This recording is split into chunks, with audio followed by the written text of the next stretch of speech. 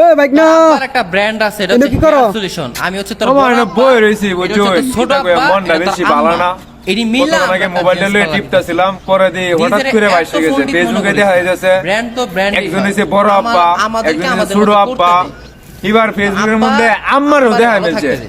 অন্য এই ফেসবুকের দর্শক যারা আছে তারার মাঝখানে যে কেলা যে বড় আব্বা, কেলা যে ছোট আব্বা, কেলা যে বড় আম্মা, কেলা যে ছোট আম্মা, এটাও বুঝতেছি না। একজনে কইছে বউ ব্যবসায়ী, একজনে কইছে সেলুন ব্যবসা বালা, মানে এর গুতাগুতি বউ ব্যবসা ভাল লাগে না। ওটা বুঝছো, টিক মারে পড়েছি, মজা লাগতেছে না আর কি কথা, বুঝছো। ওটা করলে মান সম্মান থাকবে না। তারা ফেসবুকে অনেক বাপ মা দেয়া মিলাইতেছে। আচ্ছা সেলুন ব্যবসা করলে কি ছোট মান আব্বা, সম্মান থাকে? বড় আব্বা, অবশ্যই পরিশ্রম আব্বা আম্মার অভাব নাই ফেসবুকে। মানুষ আসতেছে, মানুষকে মনটা এমনি খারাপ, মনটা ভালো না। ও, তো ইমরান ভাইয়ের কাছে তো বউ ব্যবসা ভালো, আপনাদের কাছে কোন ব্যবসা বেশি ভালো, সেলুন ব্যবসা নাকি বউ ব্যবসা? অবশ্যই কমেন্ট করবেন।